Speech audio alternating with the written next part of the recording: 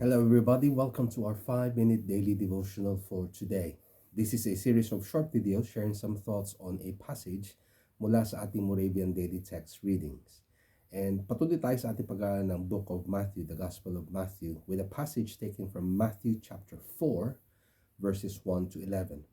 And as we go through this passage, we see that this is the story of the temptation of Jesus. After he was baptized by John the Baptist in the River Jordan, he was led by God, the Spirit, to the wilderness. And there, the devil tempted him.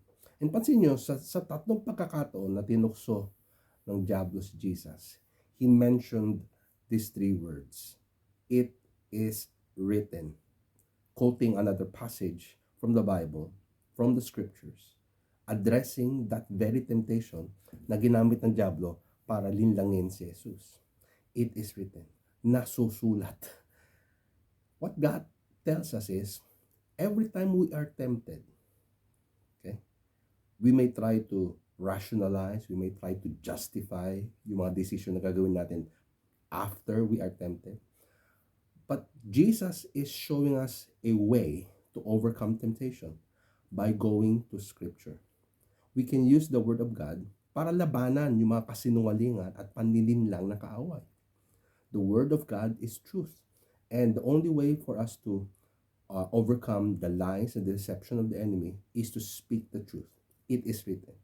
So it is, every time na feeling mo ikaw ay tinutukso ng kaaway para gawin yung hindi dapat gawin, para gawin yung mga pamamaraan na hindi ayon sa kalooban ng Diyos, o lumayo sa kalooban ng Diyos, speak out the truth.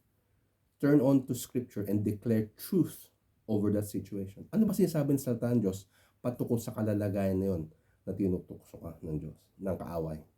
Use the Word of God to overcome the devil.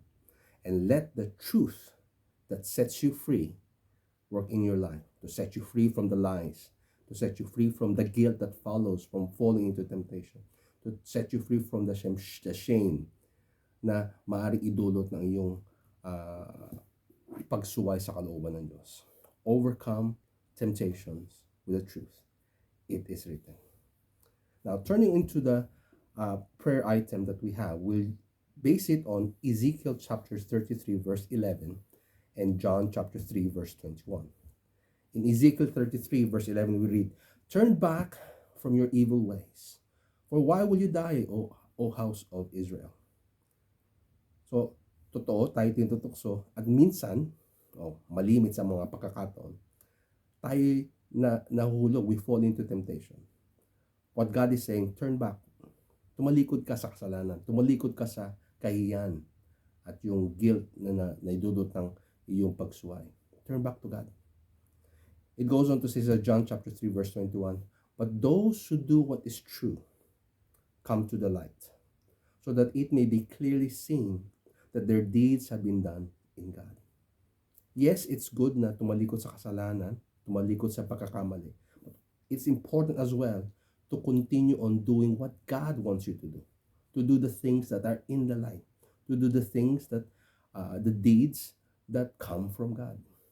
It's one thing to turn from sin, but it's another thing to continue on living the right way. With that in mind, let us pray. Gracious God, you have assured us that no matter what we have done, we can turn from our past and move in a new direction. Help us, Lord, to boldly shine your light for others to see that what we do for you. In Jesus' name we pray. Amen. Amen. May God bless you as you live out and follow God's word.